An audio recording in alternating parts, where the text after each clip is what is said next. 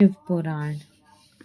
भगवान शंकर का जटिल तपस्वी ब्राह्मण के रूप में पार्वती के आश्रम पर जाना, उनसे सत्कृत हो अब उनकी तपस्या का कारण पूछना तथा पार्वती जी का अपनी सखी विजया से सब कुछ कहलाना। बोलो शिव भगवान की जय। ब्रह्मा जी कहते हैं, नारद, उन सप्त ऋषियों के अपने लोक में चले जाने पर सुंदर लीला करने वाले साक्षात भगवान शंकर ने देवी के तप की परीक्षा लेने का विचार किया। वह मन ही मन पार्वती से बहुत संतुष्ट थे।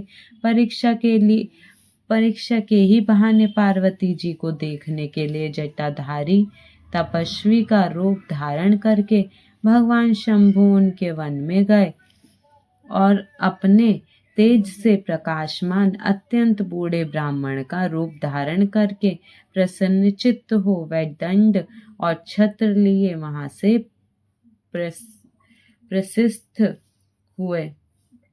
आश्रम में पहुंचकर उन्होंने देखा देवी शिवा सखियों से घिरी हुई वेदी पर बैठी हैं और चंद्रमा की विशुद्ध कला सी प्रतीत होती हैं। ब्रह्मचारी का रूप धारण किए भक्त वत्सल शंभु पार्वती देवी को देखकर प्रीति पूर्वक उनके पास गए। उन अद्भुत तेजस्वी ब्राह्मण देवता को आया देख उस समय देवी शिवा ने समस्त पूजन सामग्रियों द्वारा उनकी पूजा की। जब उनका भली भांति सत्कार हो गया, सामग्रियों द्वारा उनकी पूजा संपन्न कर ली गई, तब पार्वती बड़ी प्रसन्नता और प्रेम के साथ उन ब्राह्मण देव से आदर पूर्वक कुशल समाचार पूछा। पार्वती बोली, ब्रह्मचारी का रूप धारण करके आए हुए आप कौन हैं और कहाँ से पधारे हैं? वेद वेताओं में से श्रेष्ठ विप्रवर, आप अपने तेज से इस वन को प्रकाशित कर रहे हैं। मैंने जो कुछ पूछा है उसे बतलाइए। ब्राह्मण ने कहा, मैं इच्छानुसार विचरने वाला वृद्ध ब्राह्मण हूँ, पवित्र बुद्धि, तपस्वी, दूसरों को सुख देने वाला और परोपकारी हूँ, इसमें संशय नहीं है। तुम कौन हो, किसकी पुत्री हो और इस निर्जन वन में किस लिए ऐसी तपस्या कर रही हो जो पंजे के बल पर खड़े हो तप करने वाले मुनियों के लिए भी दुर्लभ है?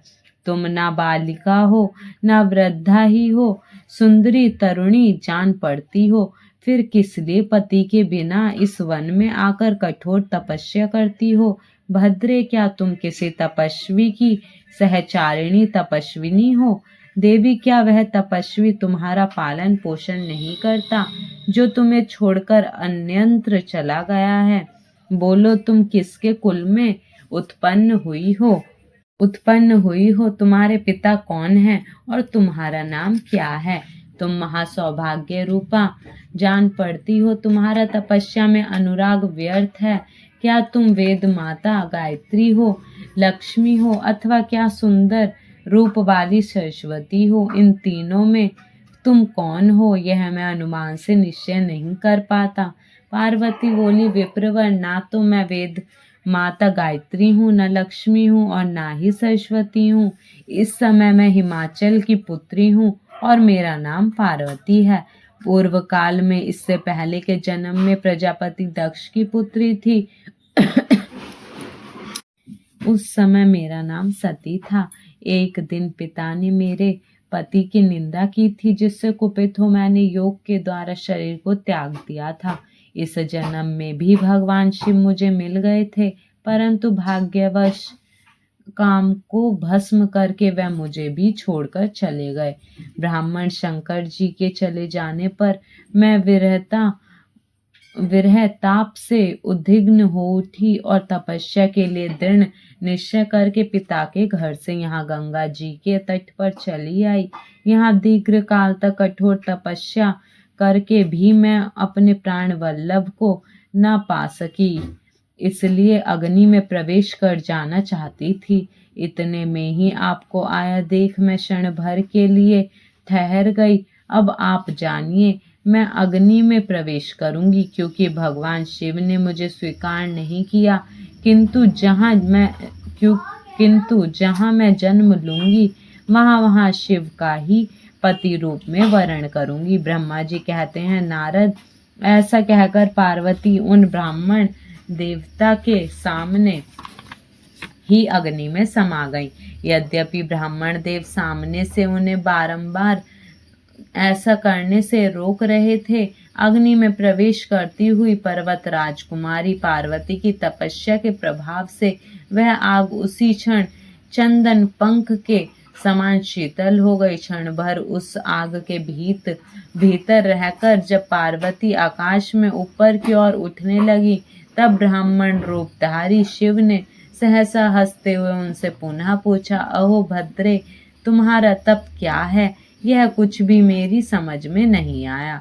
इधर अग्नि से तुम्हारा शरीर नहीं जला, यह तो तपस्या की सफलता का सूचक है, परंतु अब तक तुम्हें अपना मनोरथ प्राप्त नहीं हुआ, इससे उसकी विफलता प्रकट होती है। अतः देवी, सबको आनंद देने वाले मुझ श्रेष्ठ ब्राह्मण के सामने तुम अपने अभीष्ट मनोरथ को सच सच बताओ।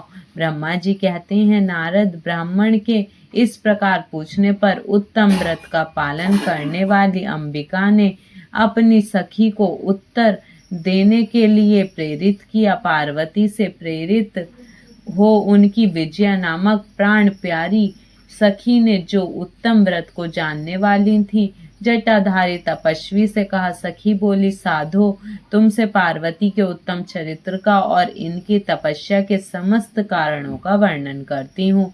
आप सुनना चाहते हो तो सुनिए। मेरी सखी गिरिराज हिमाचल की पुत्री हैं। ये पार्वती और काली नाम से विख्यात हैं तथा माता मेनका की कन्या हैं। अब तक किसी ने इनके साथ विवाह नहीं किया है। ये भगवान शिव के सिवा दूसरे किसी को चाहती भी नहीं। उन्हीं के लिए 3000 वर्षों से तपस्या कर रही हैं। भगवान शिव की प्राप्ति के लिए ही मेरी इन सखी ने ऐसा तप प्रारंभ किया है। विप्रवर, इसमें जो कारण है उसे बताती हूँ, सुनिए। ये पर्वत राजकुमारी ब्रह्मा, विष्णु तथा इंद्र आदि देवताओं को भी छोड़कर केवल पिनाक पाणी भगवान शंकर को ही पति रूप में प्राप्त करना चाहती हैं और नारद जी के आदेश से यह कठोर तपस्या कर रही हैं। द्विजश्रेष्ठ, आप अपने जो कुछ पूछा था उसके अनुसार मैंने प्रसन्नता पूर्वक अपनी सखी का मनोरथ बता दिया।